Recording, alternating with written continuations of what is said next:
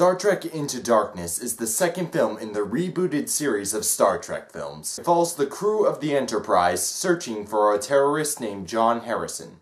And that's really all I can give you at this point without spoiling the movie for you.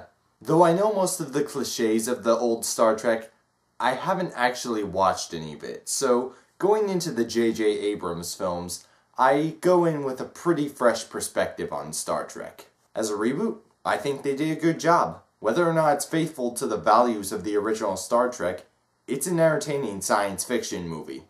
That out of the way, let's talk about Into Darkness. The good. Despite the fact that most of the characters of Star Trek are so iconic, every actor in this movie inhabits their role really well, and I commend them greatly for it. Some of the actors portray these characters as their own particular characters, as not only are these younger versions of the characters and thus slightly different personalities as a result, but there is also a different timeline established in these new Star Trek movies, which could change the whole nature of a character. As for the ones that are basically imitating their counterparts from the original show, they still do a good job of that, and it's really entertaining to watch. What matters is that everyone is committed to their roles and they have such high energy when playing their characters.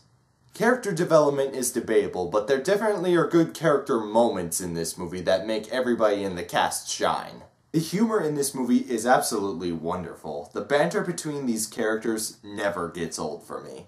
There were also some pretty good emotional moments in this movie. They tugged at me a little, which really surprised me. Especially because I went into this movie with some spoilers. Note to self, avoid the internet whenever a blockbuster is released. The iffy.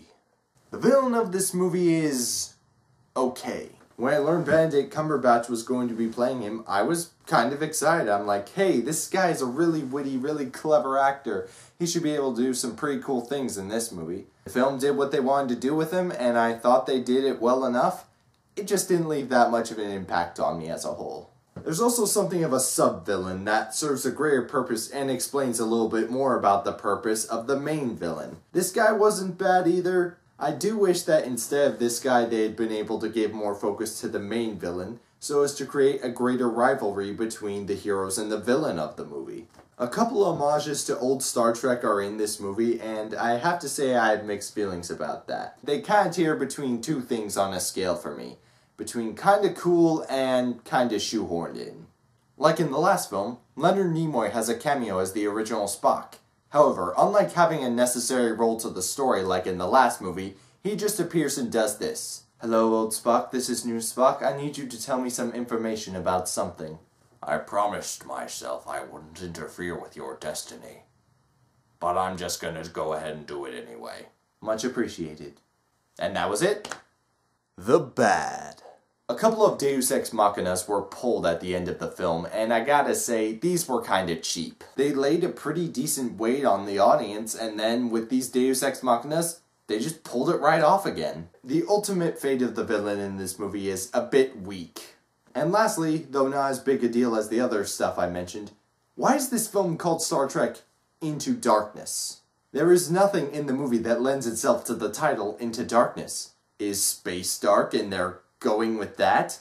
Is it because they're going into uncharted territory where they'll encounter bad things? Because I gotta say, that's a pretty loose connection to the title if that's what you're going with.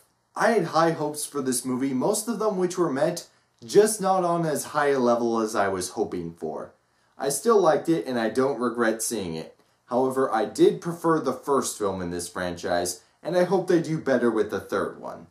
This is Detective Steve, and I'm back!